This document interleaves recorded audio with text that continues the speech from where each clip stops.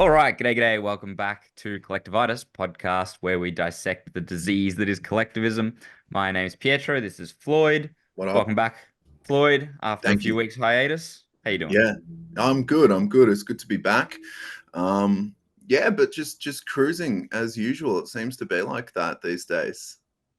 Yeah, well, we were talking before the show. It's kind of like almost a period of slow news time. Like, Mm, there's lots happening, but it's kind of just continuously happening. Like, Israel's starting wars all over the place, and World War III is imminent. But apart from these kind of foreign conflicts and like the constant slow misinformation, disinformation talk, mm.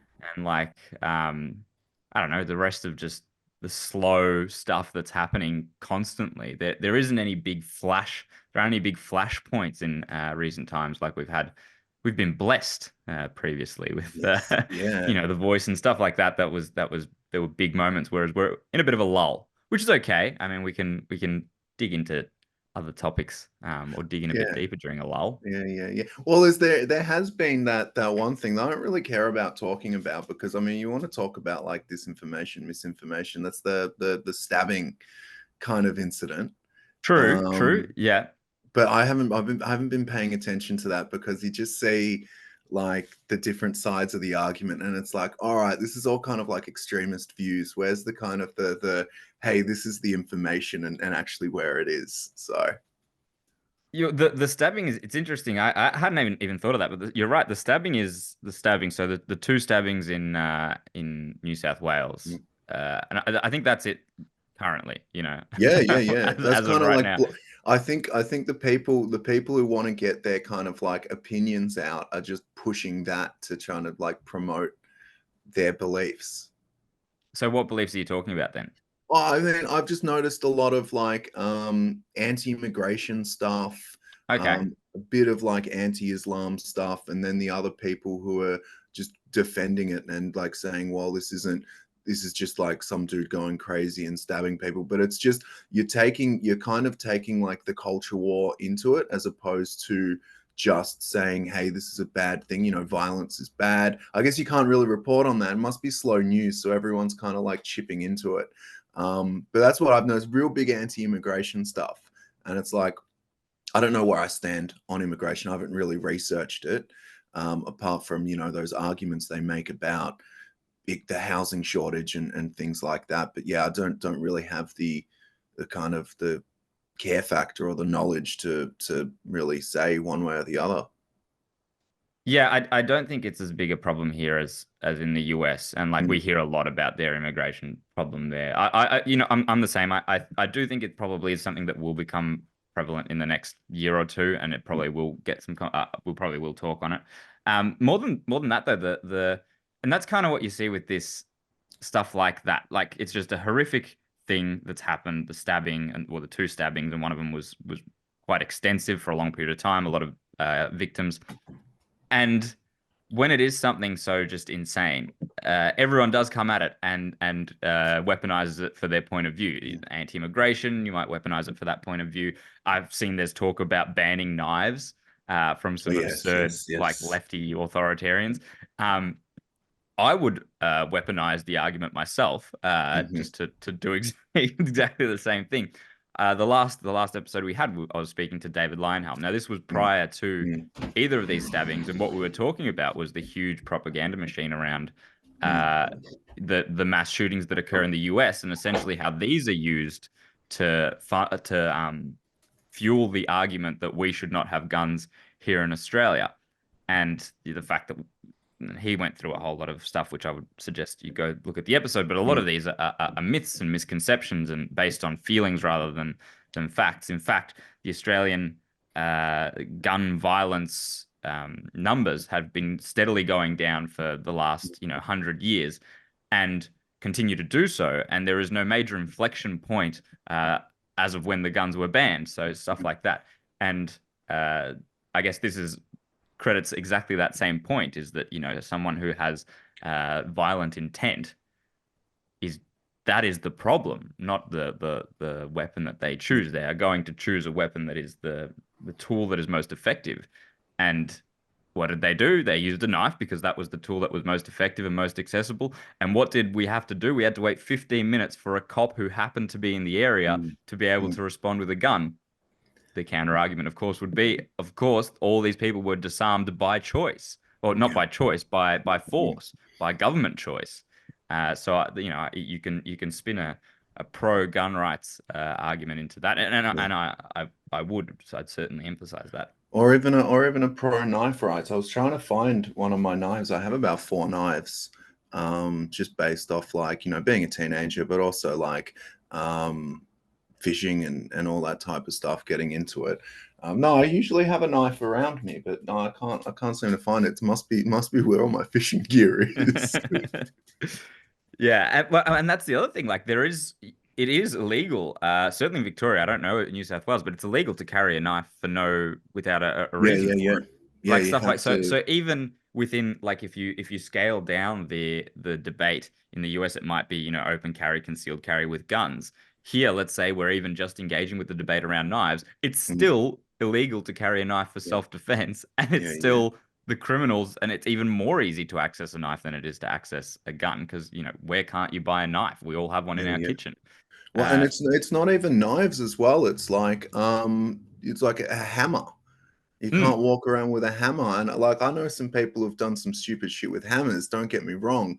But like even like screwdrivers and stuff. So it's like, all right, like I mean, I don't know why you'd carry around a screwdriver for no reason. Like, I mean, people carry around multi-tools and things like that. I've definitely gone out with a multi-tool, um, which has a blade on it, just for the fact that, like, all right, cool, I'm getting in a long car trip. What the fuck? I might need to cut some wood in case we get stranded and have to make a fire or something. But yeah, it's kind of like any type of thing that can cause harm. So what's next? Like, you need a permit for a lighter if you're not a smoker or something. yeah, well, that's right. And even so, a lighter, say, yeah, you could take a life with a lighter. A knife, you could take a Mm. knife with a life with a knife. Take a life Uh, with a knife. Great slogan, mate. I'll start my own chain.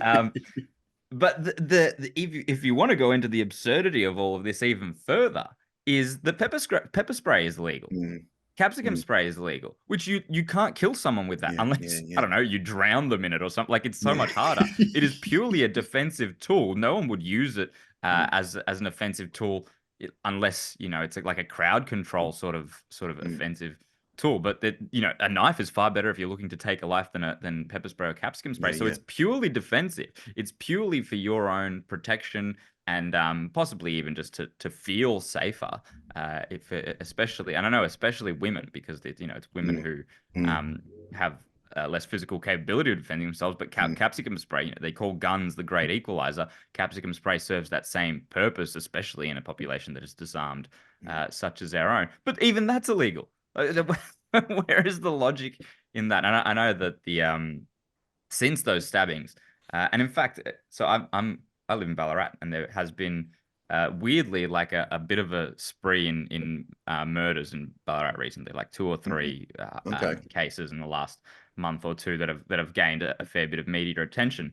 Uh, and so the conversation even here is even more relevant, like um, the self right protection and self protection kind of thing. And I know Mm, David Limbrick has done a little bit of media recently about pepper spray to okay. highlight the fact that this is an absurdity. Um, Yeah, yeah, you know, yeah. we're not talking world-changing, world-ending, global politics stuff. This is Yeah. just an example of in the Mm, granular when you get down to such a small case, just a random bureaucratic government oversight, government rule which actually is causing harm. Which is the yeah. reason why the government should do nothing ever. Could be bad. You actually got me thinking about lighters, and I believe if you're under 18, you can't carry a lighter or a box of matches or something like that. Don't hold me to that, but I You can't remember hold it seeing ever. somewhere. Like you Yeah, can't like you ever be can't holding have, one. like if you're 12 years old. I remember when I was 12 years old, I used to get a box of matches. We'd light fires. I mean, we wouldn't light bushfires or anything, but take the tan bark and wow, it's a fire, great. And I think that I don't know if it's that or they think that like teenagers are arsons or something like that. But I remember seeing something about that. But we might need fact checking on that. I had a pyromaniacy phase in about year 8. So what Oh was I? yeah, yeah.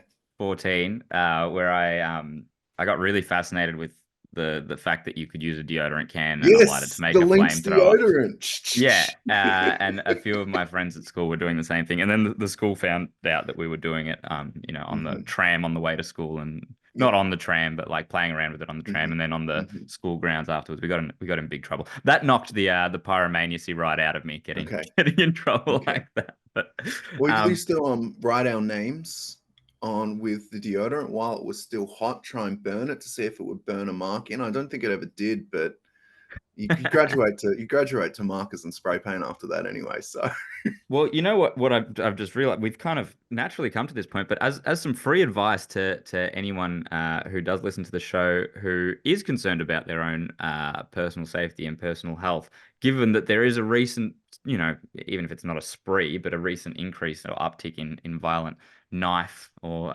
physical harm. If you're worried about your self-protection and you aren't allowed to carry pepper spray or mace or anything like that, you are allowed to carry a lighter and a deodorant can, and that's pretty damn good at deterring violent criminals who are trying to attack you. In fact, try it right now. Try it right now. Go yeah, outside and try it. The government will ban it if it eventually, I'm sure, if it yeah, catches yeah, on. yeah. But for the moment, I'd say that's a really effective way of protecting yourself. Well, say like Um, even deodorant just in the face or something like that. It's just that. I yeah. mean, bug spray, something like that. Not that I'm advocating this or anything. I'm just kind of like throwing out possible things that the government should ban.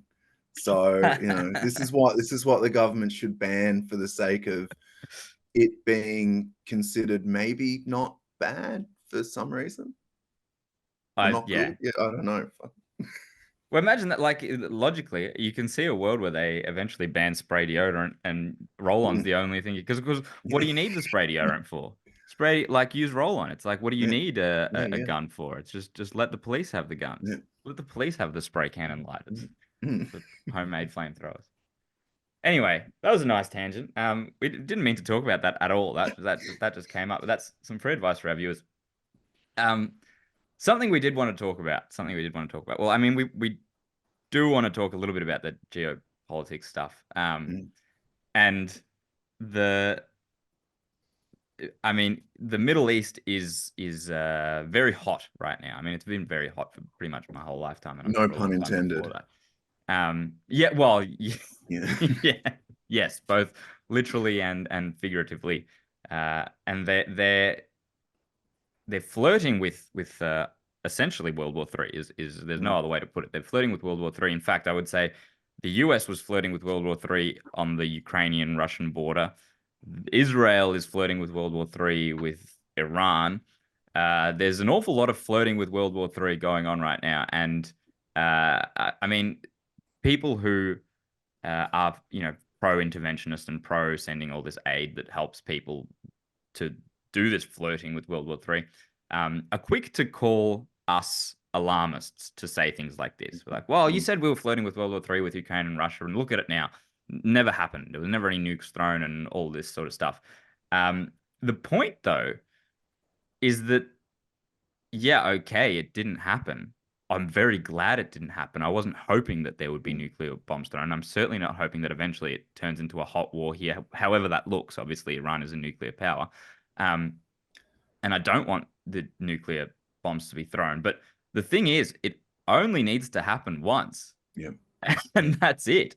So, I mean, with something so dangerous and with something so deadly and potentially, ending the human Mm, race, yeah. like, okay, yeah, flirting with it even a little might seem alarmist to say, hey, this could lead to World War Three. But the thing is, World War Three only has to happen once. Mm, yes. Well, Um, I remember for anyone who studied World War One, it was when Gavril Princip assassinated Archduke Franz Ferdinand. Oh, this was a local conflict, and it just boiled over into World War One, and look what happened there. I mean, yeah. Well, and that was actually the exact example I was going to give a Oh, little later. Let's watch the nice. video, but that's exactly the example I was going to give. Great minds think alike. There we go. Yeah, let's. I'll wait to watch this first and then jump to it. Mhm. Yeah, Fox 5 Sharon Crowley joining us now with a closer look at the conflict and what could happen next. Sharon. Yeah, Chris and Teresa, President Biden had urged Israel not to retaliate at all. The reason world leaders, including the U.S., are trying to avoid escalating tensions in the Middle East by starting another conflict, as Israel is still involved in an ongoing war against Hamas in Gaza. Israel retaliating with a surprise attack against Iran. The airstrike coming after Iran fired 300 missiles and drones at Israel Saturday. 99% were successfully deflected. A U.S. official says Israel hit near a major Iranian airbase and nuclear site about 200 miles south of Tehran. Iranian state media says there was no damage to their facilities. Israel's counterattack was a limited missile strike and didn't involve manned aircraft. The U.S. was not involved. That last bit says the US was not involved, but they were forewarned or notified of it beforehand, rather. So, I mean, talk about the first thing that is apparent and bizarre about the way that these interactions occur is, and this is not a human nature thing. This is a nature of government thing. This is a nature of the state thing, I would say. So there was Israel hit an Iranian base in Syria on April 1st. Iran can't be seen to lose face in these situations, and so some sort of retaliation needs to be had. But Iran is desperate to avoid open war with Israel, especially because there's lots of neocons in the US who've been looking to start a war with Iran forever, and Iran's desperate to avoid that. So they need to retaliate somehow, but not retaliate badly enough that it pisses off the US. Okay, that's a very surgical level of retaliation that you're trying to find at this point. So what they do, 300 drone and missile strikes, most of which they know will get intercepted by Israel's significant defensive capabilities, because Israel is very terrified of everyone else in the Middle East. They're very good at they're very high-tech defensive capabilities. So there's no casualties. They get their strike back so they can say, hey, look, and that's also for the Palestinians that you guys are oppressing, so check it out. There's your strike. There's your little, okay, notice, right? And then what happens after that is Israel is now going to have to retaliate again. Israel can't lose face. You know, the people of Israel are probably terrified of a World War III occurring. The people of Iran are probably terrified of World War III occurring. But the state of Israel and the state of Iran have to not lose face and therefore have to flirt with World War III, despite it being against all of the interests of literally every human being on the planet.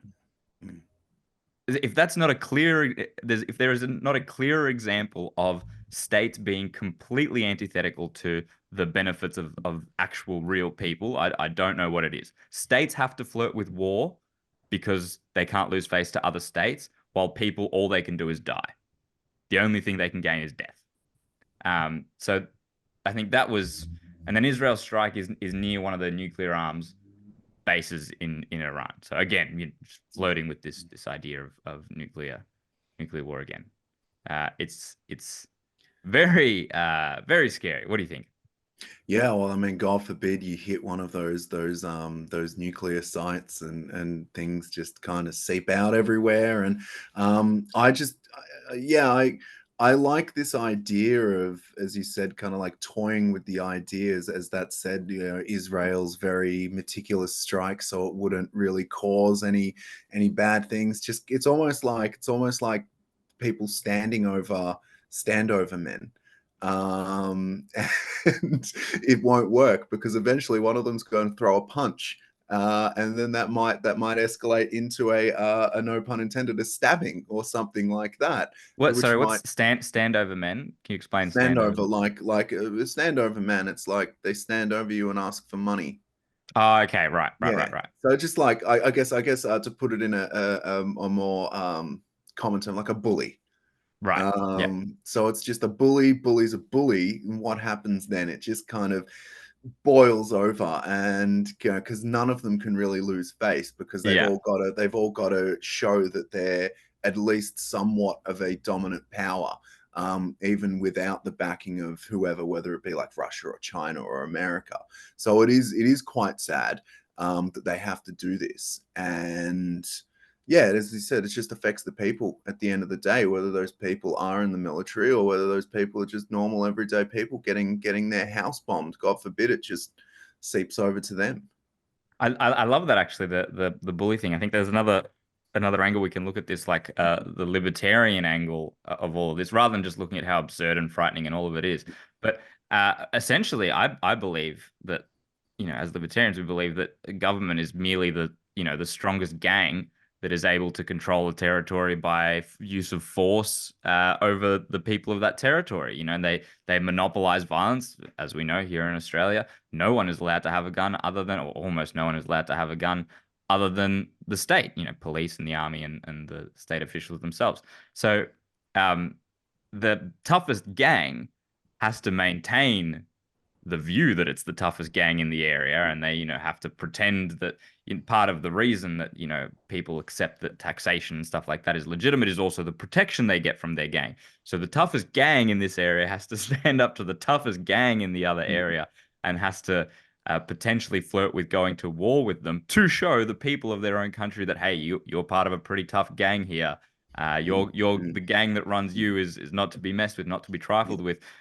Lest, God forbid, people lose faith in the strength and superiority and complete control of the people who do control their country.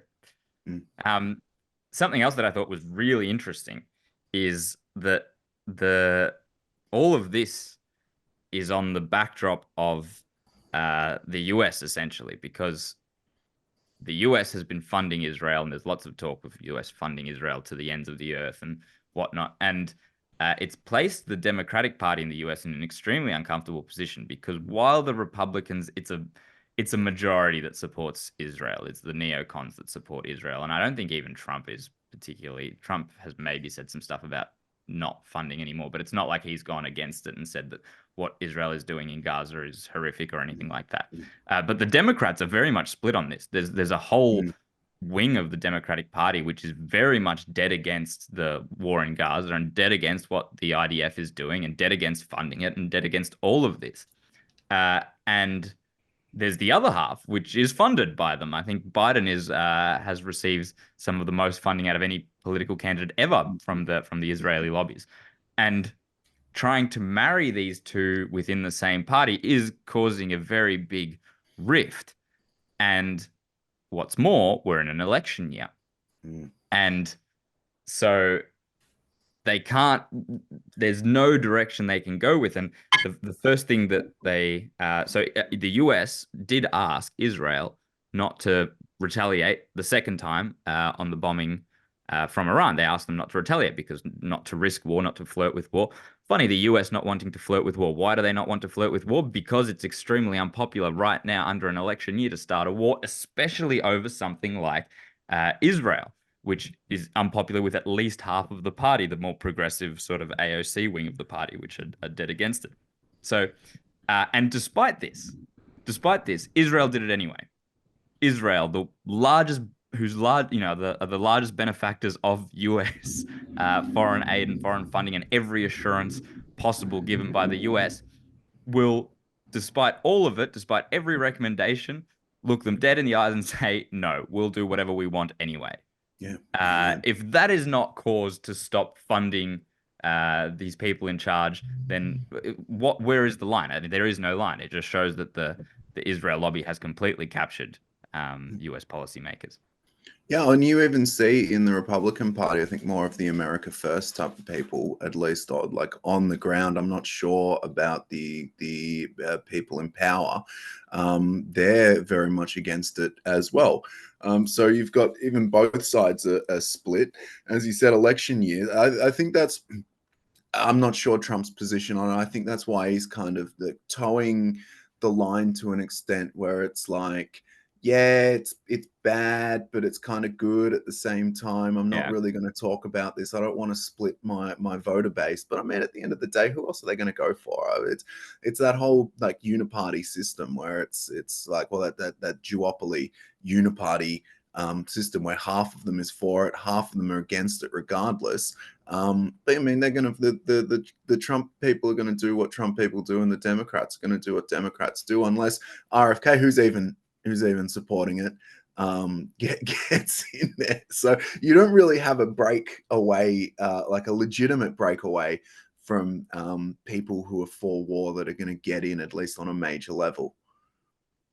Yeah, no, that's right. And the RFK thing is especially disappointing because of the fact that he was so good on the Ukrainian, not funding Ukraine's war and Ukraine exploiting US funding and, pulling at the heartstrings and bringing Zelensky in to talk in front of Congress, 2, 3, 4, 5 times. And then, funding them to oblivion no matter what. He was so good on seeing through all of that. And he was so good on, not escalating more on that. And then it's a complete turn face when it comes to the Israel stuff, which is surprising. And I mean, I think I've mentioned it a bunch of times. I'm a huge fan of Dave Smith, and he had RFK on his show to debate the Israel topic explicitly and see why it is that he wants to, that he's so inconsistent on this topic, especially. And at one point there, we've played the clip before, but he asks him if he thinks that the Israel lobby has too much power in the US. And there's an 8-second pause. There's an 8-second pause before RFK goes, "Well, I don't know. I'm not a politician." Well, then you're captured. That's it. An 8-second pause to say "I don't know" means that you're churning through your head, how do I avoid this? Yes, and so, exactly. I mean, if RFK is captured and Biden is so clearly captured because he's splitting his own party in two to continue fighting this war, despite the fact that hardly anyone who is a Democratic voter wants it. The question is Trump captured? He certainly was in 2016, because I remember part of his campaign was saying, Israel's safe with this guy was the line. He's happy to carpet bomb the Middle East or whatever he said in order to protect Israel. Obviously, the fact he's not saying anything now is because his voters are those America first who don't want to fight any more foreign wars. And I would say, if I were to hazard a guess, I would say that in just the American population, if you just surveyed every single person, didn't take account of whether they're Republican or Democrat or independent or whether they vote at all, both the Ukrainian war and the war in Gaza are more unpopular than they are popular. I would that would be my guess. Yeah. And yet both of them are continuing almost unopposed. The majority of Republican policymakers are for them. The Republican majority of Democratic policymakers are for them. Enough of a majority that in both cases the wars continue. Yeah, it's sad. Yeah, it's sad. But anyway, that's the situation. I suppose, as always, the question is, when it comes to this US election, Biden is completely hopeless. RFK was good on some things. I think overall there's more reason not to vote for him than there is to vote for him. The question is, how real is Trump's opposition to the deep state and to all of that stuff there? How much of it is rhetorical? My instinct is that above all else, what Trump wants is to be able to say that Donald Trump is president. Yeah. The rest is a distant second. Yeah. Whatever gets him president, more for his own esteem than anything else, than any actual desire to make change. Potentially he has some personal vendettas. Potentially he does some good things. But first and foremost for him, it's an ego thing. He doesn't want to be a one-term president. He wants to get back at it. He wants to be the one who he wants to be president, essentially. That's it, more than anything, more than any actual desire to do good. And I think it's funny, if you were to maybe ask me that before 2020, I might have had differing views or more positive views, but I think after what you saw with all the craziness between 2020 and 2022, it's just so hard to really trust anyone in a governmental position and say, like, yeah, I'm going to put my hope in you. I'm going to put my faith in you that you don't do something that just fucks everything up. So right now, when it comes to like the presidential election, it's just like, I don't really care. You know, I'm not really going to take stock. I don't really have hope in anyone that they're going to achieve what's best for the people and prosperity. So I think it's just I wouldn't call myself black pilled. Australian politics is different, but at least in America, it's kind of like, yeah, whatever, go and fuck yourselves up. Yeah, I wouldn't say I don't care. I'm very Mhm. interested in it. I think it's as a spectacle, it's extremely entertaining and interesting. Yeah, yeah, for But entertainment I get your point. Your purposes. point is Yeah, like that there's no actual solution in sight anywhere. yeah. I mean, I found causes for hope. See, that's the thing. Yeah, and I want to ask you a question to Mhm. on that point there. Uh, y- American politics does seem to be very, very one direction, just state Mm. expanding both sides, Yeah, uniparty, all of that stuff. But there are more sparks of hope, I think, in the US. Like Vivek Ramaswamy getting the support that he did yeah, and making the splash that he did. And if potentially Trump does pick him as a VP candidate, that would change my tune entirely. yeah, yeah, yeah. I would be Okay, absolutely pro Trump winning if Vivek Ramaswamy were okay. his VP. And I think that would essentially elevate Ramaswamy to potentially be Trump's replacement because Trump can't run for a third term. Stuff Mm. like that, I see a lot of hope in. In fact, I think that the voting base, there is a larger portion of people who are anti-state and anti, you know, and have libertarian-ish ideals, even if they Mm. don't call themselves Oh, libertarians yeah, yeah, yeah. necessarily. Well, I think But my definitely in question to you America. was, sorry, I think definitely in America where you've got yeah, that kind of I see seeped into you. Yeah. lots more of that in the US than in Australia. But you said that you are black pilled when it comes to the US, but not so when it comes to Australian politics. So are you black pilled or are you white pilled when it comes to Australian politics? What's the hope you see here? I guess I'm clown pilled. No, no, not so much. I think just in Australia it's different. Like I don't think Labor or Liberal are going to really achieve anything that's going to be great. But I think in Australia, just because you've got an outsider chance of at least getting in, or at least getting some more representation. I think that happens in the US as well, where you can get like a Rand Paul or a Thomas Massey or something, but they just have to abide by those kind of party guidelines, or at least be a member of those parties, where you don't really have that chance of an independent getting in unless it's at a local level. But I think Australia is just a different culture when it comes to politics. So I think you've got you've got that generally politically apathetic point of view. Number one, which I do think is it's good and bad. But I also think you've just got a chance of more hope, at least from the fact that I think the politicians take more stock in what they believe the people are saying at the very least, as opposed to a more it's a more populist point of view as opposed to the US. I mean, it's not to say there aren't lobbies and things like that here and pressure put on politicians. But I yeah, just think that they're going to listen a little bit more than the US will. Yeah, no, I get that. I probably do agree with you there. There's more of a sentiment in the US, like there's safe Republican seats, there's safe Democrat Mm. seats, and in those ones there is nothing to stop whoever is the person with the little R next to their name from just being completely beholden to lobbyists because they're always going to go your way. Like there's no risk of losing certain areas and stuff like that. Whereas Australia, yeah, is probably more malleable. I do agree with you there to an extent. Certain areas, obviously not so, but I mean, even in a inner city Melbourne, there's areas where they are so left that they Yeah, are at risk of losing like Labor are at risk of losing the seat to the Greens. So there, yeah, even there yeah, is some listening to people rather than just assuming that it's safe. yeah, That doesn't exist in the US. There is no yeah. party more left than the Democrats. There is a more left Democratic wing of the Democrats, but they're still the same party. And I Um, think in Australia you can provide a bit more hope to people, because I think there is that nature of almost like naivety when it comes to politics. So you can actually sit down with someone and have a chat to them, even if they're on like like I mean I've had great chats to like the climate people and stuff, and it's like, oh shit, we kind of agree on like half of the things. It's just how we want to get to it, or just those other things that are polarizing. So I think yeah, you've always got that bottom, let's do it. Like, Australia, let's all just enjoy ourselves, and let's at least have the ability to have fun, as opposed to like the US, where it's like, let's have the ability to take ourselves seriously. Yeah, and another difference that I would say is, to that point, the US is very much split.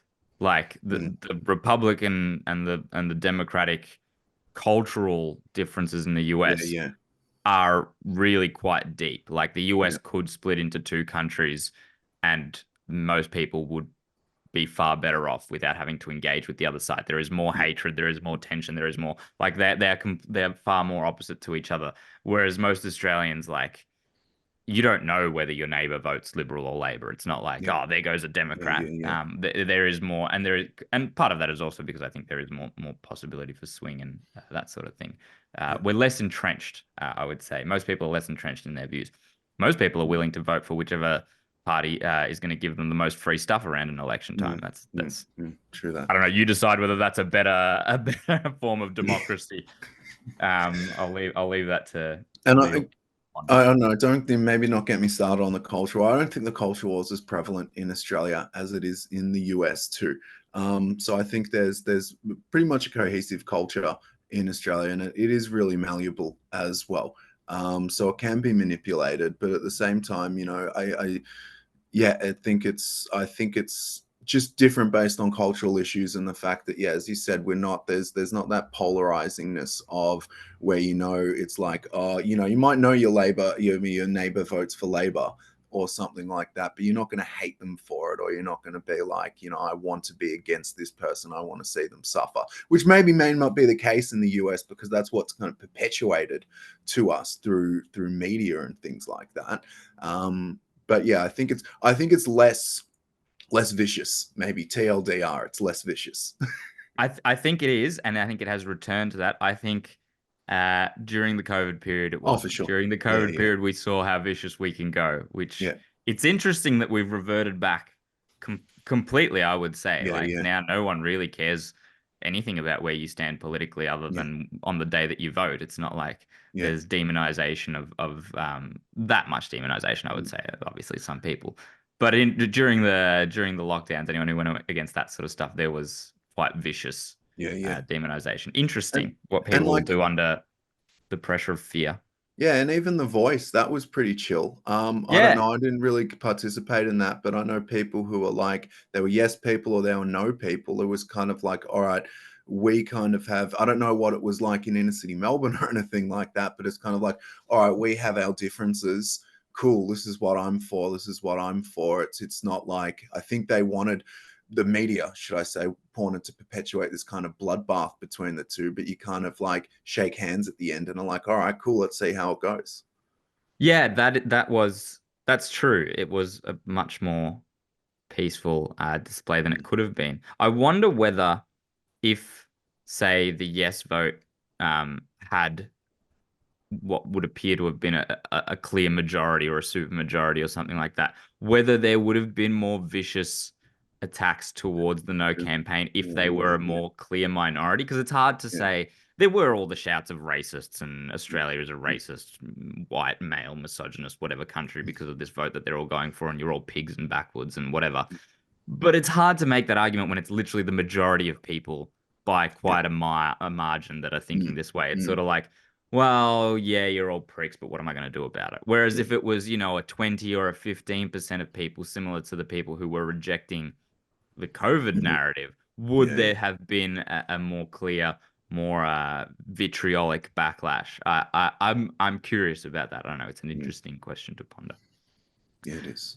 Um, we're almost out of time, but there is something I wanted to ask you. So yesterday you went to a very interesting demonstration. Speaking Yes. of culture war stuff, you went Yeah, yeah. to the 420 pro cannabis demonstration Yes. in Melbourne. In Melbourne, Yes. yeah. I just wanted to ask you a few questions about that. So first of all, tell us what it is, because I've never Okay. been to it. Yeah. Um, I think what it is, what it's kind of explained as, what I see it as, and what it's explained as, I think it's different. I see it as a thing to for the stop the prohibition of marijuana, or cannabis, not necessarily marijuana, but just the use of cannabis, you know, make rope, make jeans, all that type of stuff. I think some people see it as this, I think what it's promoted as is like the celebration of cannabis and cannabis use. But it's just a bunch of people there who want to say, you know, screw what we're doing. I mean, you know, this is a plant. We all have our reasons for it. Let's kind of consider it. It's kind of like a sit-in. That's what I noticed. As someone who's in the last, you know, 5, 6, 7 years has only been to like anti-lockdown protests. This was really chill. And you know, you get that wafting smell. Oh wow, I haven't smelt that in a long time. that was really full on. And yeah, it was just this chill event where people get together and they speak and you have really weird music and DJs and stuff like that. So it's kind of like, yeah, informal kind of party, but not everyone's kind of, I think everyone's stoned, so they're like, yeah, as opposed to like dancing or anything. Yeah, right. Well, and I'm curious. I have some other questions. First of all, I have a comment that obviously our member of Parliament, Southeast Metro, David Limbrick, was there, and he was joined by all the other pro-cannabis current members of Parliament, two of which are from the legalized Cannabis Party, which have turned out to be nothing but a front for essentially more Greens left policies. And they were essentially a protest vote that got 2 members in at the last election. So yuck, first of all, having to hang out with those 2 people. Then a Greens member, yuck. And then Georgie Purcell, the I believe so, animal justice lady, who replaced Tim Quilty in northern Victoria through dubious means, through very dubious backroom deals and bullshit. So I mean, David can't help but probably think, you know, you could have been Tim instead of having to hang out with you. It could have been Tim. So what a disgusting group of people he had to hang out with and share a platform with. I know they agree on this topic, but that just horrific, very anti-freedom, anti-libertarian in every other aspect. And he had to share a platform and share a podium with them. I saw he did a little bit of speaking as well. Anyway, that was my comment. My question was, how does the police interact with an event like that? Because I mean, as you said, there's the smell everywhere. It's celebrating a thing which is illicit. There's obviously people carrying and using cannabis at this, or weed at this demonstration, and it's illegal. It's like a spit in the face almost. It's like so. How do they interact with that? How was that? It was, as someone who can only go off what the what the protests were like. It was kind of like, the best way I can describe it is like, you know, when you enter a music festival and you've got the police there, you might have the sniffer dogs there, and they're just kind of chilling out. And like I purposely, when I was walking in, I purposely walked past the sniffer dogs. Well, the sniffer dog, should I say? Like, and I said hi to one of the police officers. He said, "Yeah, how are you going?" I said, "Yeah, good," you know, type of thing. Like, yeah, they were pretty chill. I mean, they were. I don't know if they were arresting people or they were just, they had this little tent set up and they were taking people to there. I don't know if they were arresting them or anything, but you saw them kind of walking people towards there. I don't know what specific reason it was, but there wasn't any violence or anything there perpetrated by the police, but there was the definite show of force, a show of like, we're here, we're dominant, we've got our eyes on you. Yeah, okay. The police officer thought you said hi to them. What you actually said was, "I'm high." yeah. So yeah, I guess kind of like a music festival sort of thing. They know what a lot of people are getting up to in there, but they have to kind of pretend or to stop some of it, or stop some people to almost like a show of force, I guess, to show that they're doing something. They can't overtly allow it, but they allow it. I guess is the way of explaining it. Well, that's good. That's nice to know that they're willing to do that when there's people locked up in jail for the same exact crime, which apparently is okay on some days in some locations, but on other days you get thrown in prison. Cool. That's good to know. Thank you, police officers, for your consistent application of the law. Yeah. Cool. Well, that's. I mean, that were the main questions I had Mm-hmm. to ask. I guess people can go see for themselves. It's every year on the 20th of April, 420, 420 day. Also Hitler's birthday, if anyone was Oh, wondering. really? You can celebrate that. Oh, if you wow. want. That's What a coincidence. Oh, fucking hell, that's so deep. Maybe I won't go to 420 days. I'm surprised those neo-Nazi dudes didn't rock up then. True. What a missed opportunity. They've been Yeah. rocking up to a bunch of random shit lately, and they Yeah, didn't rock yeah. up to this one on Yeah. his birthday. I was on Führer's birthday. I was actually wondering, like, will these people rock up? Because that would be so interesting, and that would get so much kind of like publicity. But I don't know. If you're agent provocateur, then maybe you won't.